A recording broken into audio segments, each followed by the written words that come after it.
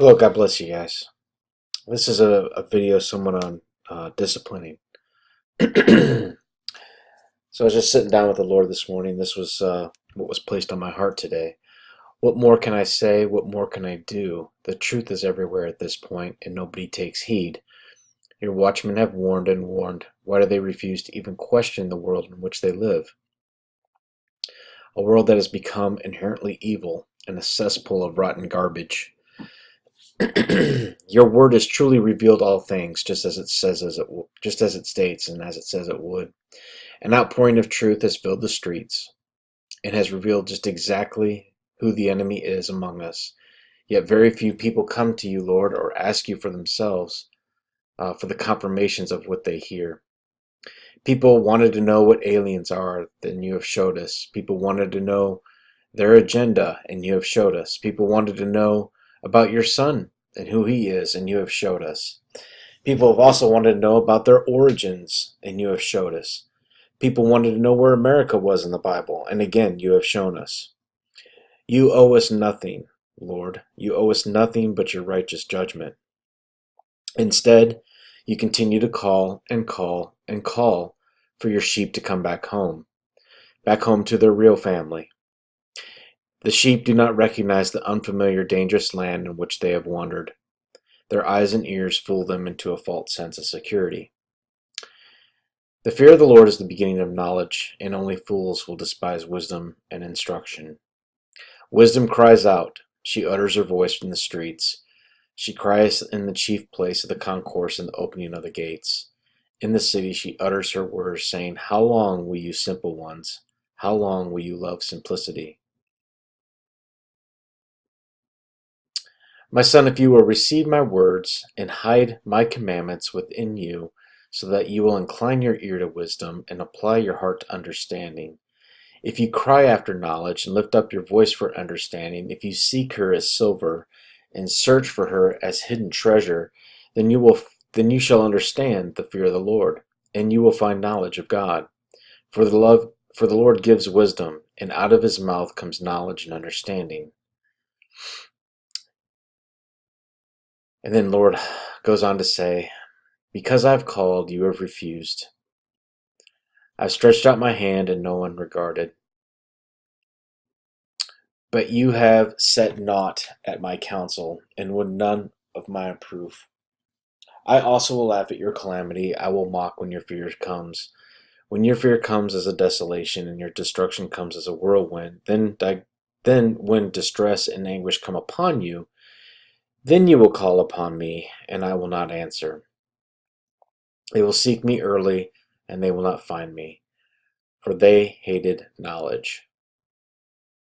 This is a message essentially to the people who have refused and refused and refused to even ask the Lord, to even ask the Lord themselves in a humble heart with repentance of what is going on.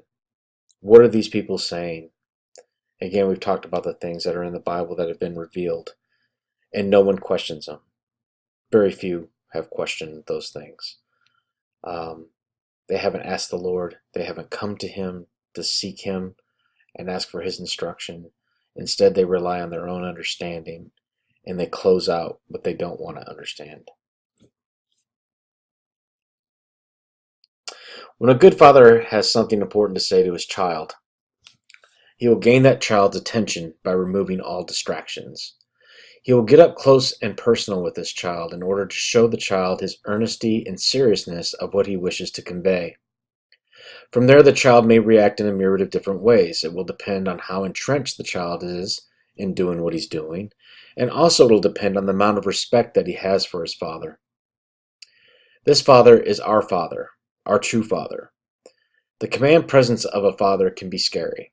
It can be overwhelming. It is like this so that you will listen to the message, take it to heart, and receive it. The other father, who does not care for his child, will allow the child to do whatever is on the child's mind. He will never teach the child or show any concern for his well-being. Whatever child wants or wishes for, it will be at hand and given to him.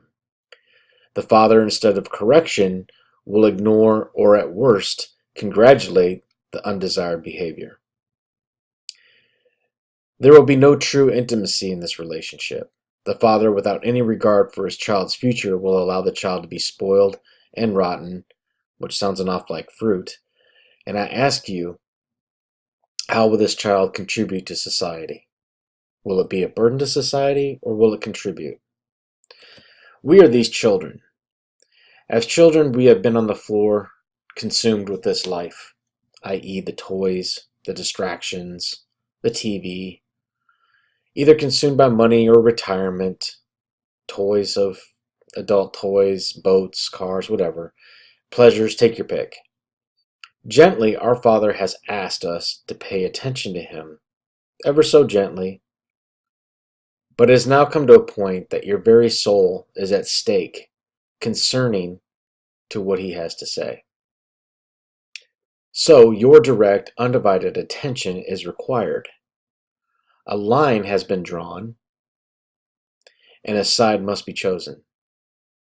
To continue in your daydreaming and playful activity, your choice will be made for you, without your consent. A father of a child who will not listen will go around and remove all the distractions that the child has refused to separate themselves from. I envision a father picking up toys, unplugging the TV, taking car keys, all the things that we hold fast to for pleasure or entertainment. Always a painful process because we want, and we hate being without. And when we are without, one of two things is definitely going to happen. Either you're going to rebel, or you're going to humble yourself. Suddenly, we find ourselves either saying, Father, I'm sorry, I need to listen to you, or a deep resentment that will lead to separation. God can work with a humble heart. He can teach a humble student. Disciple and discipline, if you look at the disciples, it goes hand in hand with discipline. Father loves you, so He corrects you. The correction is not out of hate or anger to you, it is out to keep you focused on Him.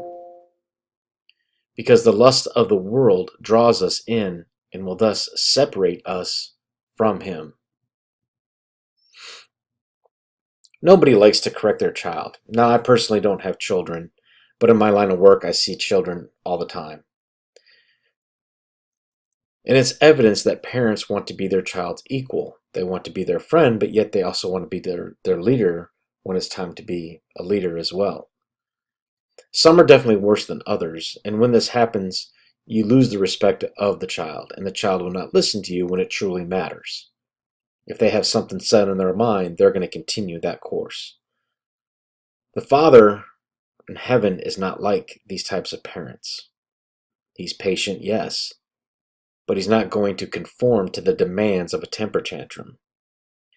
Believe me, I speak from experience, as I have found myself fighting with God, angry at God, kind of hard to explain here, but at different times, rebellious to God for what's going on in the world, what was going on in my life.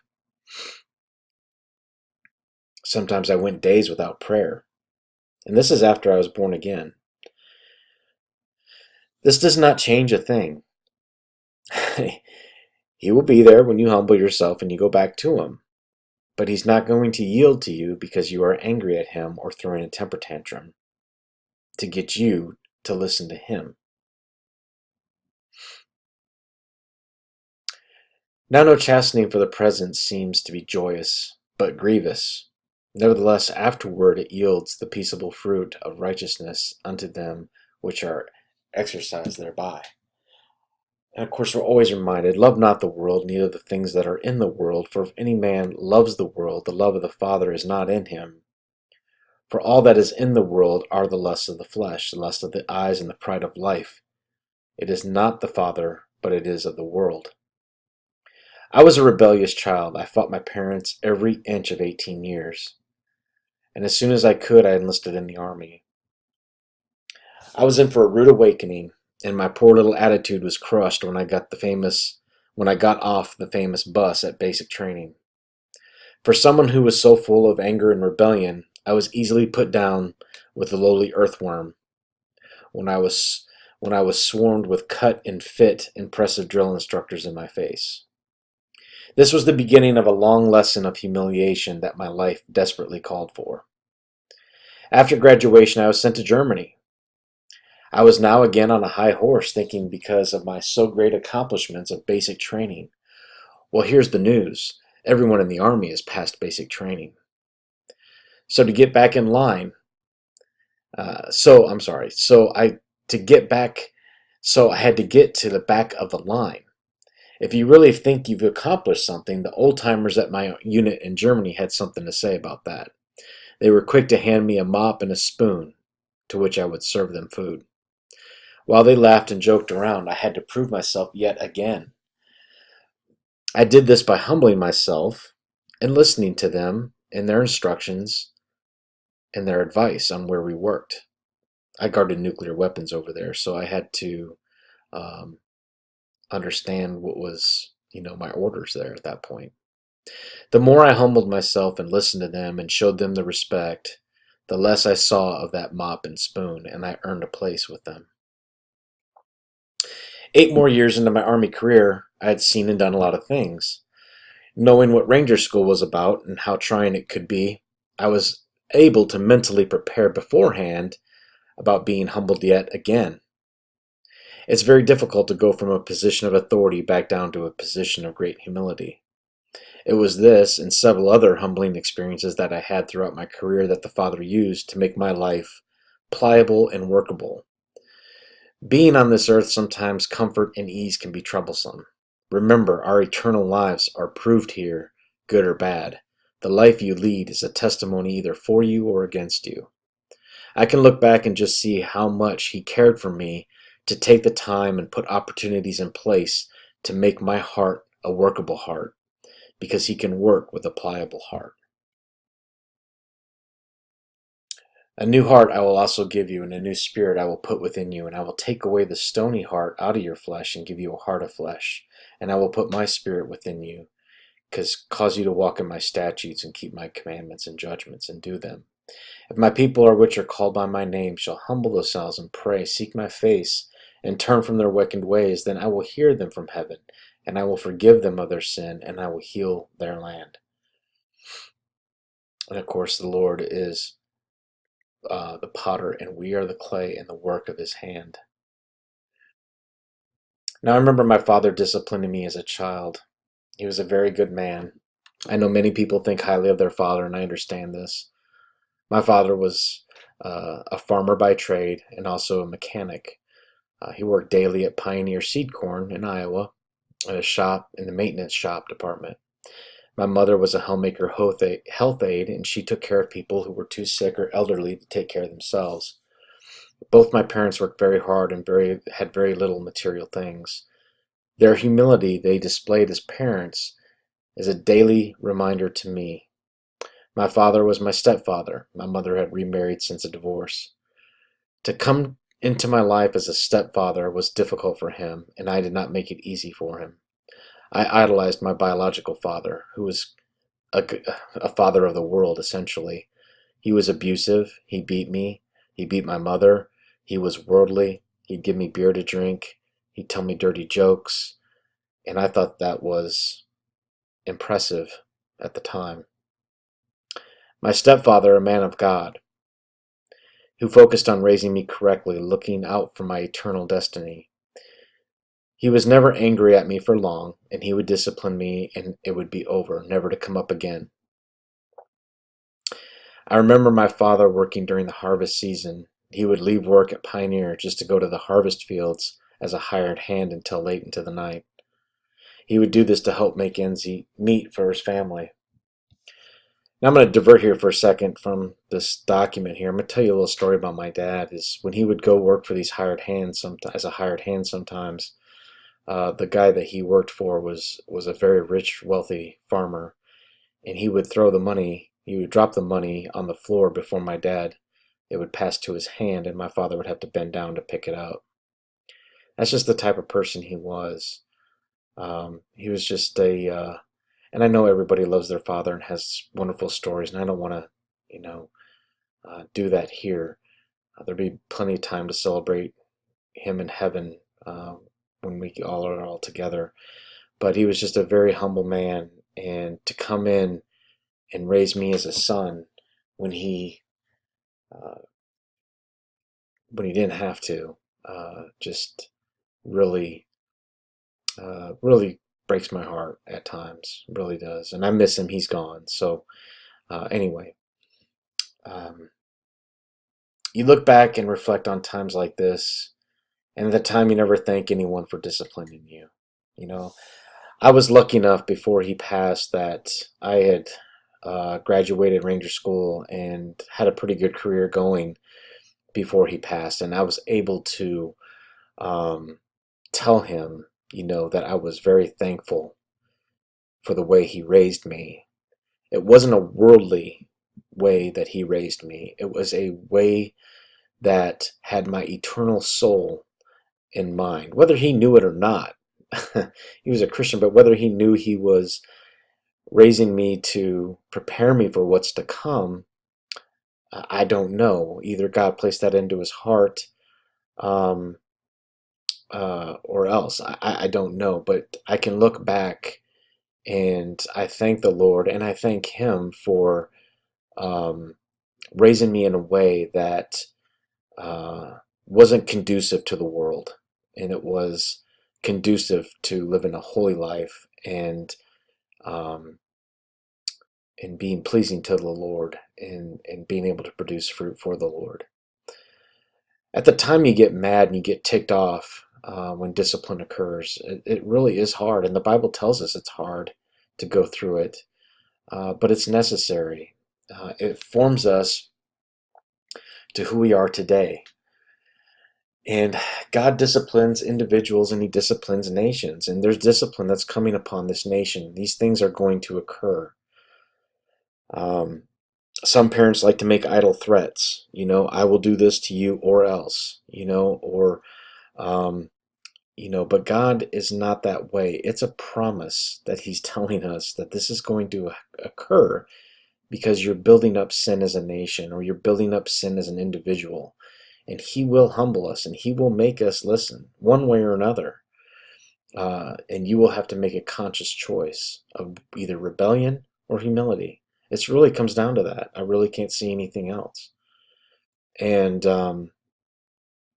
it's for our own good. It's an eternal perspective, not a perspective of the here and now. Um, but his anger is but for a moment, and his love will endure forever. And that's some point in heaven we will, I'm sure, go to the Lord and thank him, just as I want to thank my Father for raising me correctly. I'm sure I will want to thank my Heavenly Father for the things that he's done in my life to make sure I was raised correctly. And and yes, sometimes it's easy to say, when you're not being disciplined, these things. But in reality, when you look back, you have an understanding and you can see it, and it's worth it. And I think it's worth it. Satan has groomed this world and groomed us to believe that discipline is a negative context. We are no longer hardly allowed to discipline our children correctly according to the Word of God, which is all out of love, by the way. It's not out of anger, it's out of love. The anger is kindled because of the things that we do, but out of love, it's a discipline. And again, so Satan has done this to the nation to think that the correction or is wicked. It's not of God. It's an evil thing to do. And I struggle with this with people that I work with as a police officer and disciplining their children. And sometimes they'll say at 17 years old, "What can I do to my child?" I'm like, it's too late, really. There's nothing you can do at this point. The child is raised. Um, and I know it's difficult, and the state takes 8 hours of your child's time every single day. So it is difficult. But again, um, with the discipline that's coming and the correction that's coming, it's needed, and it's out of love. It's not to completely destroys us. It's to get our attention so that we will humble ourselves to him and listen to him. God bless you all, guys. Thanks for listening.